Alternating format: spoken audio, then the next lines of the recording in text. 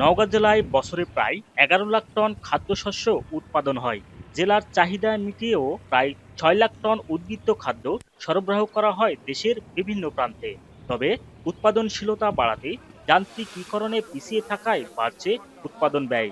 এতে ন্যায্য মূল্য না পাওয়ায় দেখা দিচ্ছে শ্রমিকের সংকট। নওগাঁর মহদেবপুর উপজেলার কৃষক মিজানুর রহমান ১০ বিঘা জমিতে করেছেন চাষাবাদ। কৃষিতে নানা সমস্যার মুখোমুখি হয়ে বাকি জমি ইজারা দিতে হয়েছে তাকে। আগামী সরকারের কাছে কৃষকদের সমস্যার দিকে বিশেষ নজরের প্রত্যাশা তার। সকাল ৯টার সময় কামতে আসে, বিকেল ৫টার সময় চলে যায়। এইসব শ্রমিক দিয়ে আর আমার একার পক্ষে এতগুলা জমি আবাদ করা সম্ভব নয়।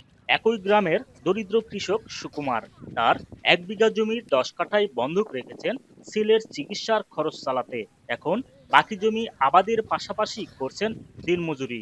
বর্গাও নিয়ে পারি না, ওই টাকা পয়সার ব্যাপার বেশি, এই জন্য জমির দাম হার বেশি, এই জন্যে জলের দাম বেশি। ধানের ন্যায্য মূল্য না পাওয়ার জন্য কৃষকরা ক্ষতিগ্রস্তের মধ্যে পড়ছে। আমরা নারীরা মজুরি কম পাই। আগামীতে যে সরকারি আসুক, উন্নত বীজ বা কৃষির আধুনিকায়ন করতে যা প্রয়োজন এই ব্যবস্থাগুলো নেওয়া দরকার। এদিকে কৃষি আধুনিকীকরণ ও যন্ত্রাংশের দাম কমানো সহ উপকরণের সহজলভ্যতা নিশ্চিত করা গেলে উৎপাদন ব্যয় কমবে বলে জানিয়েছে কৃষি বিভাগ।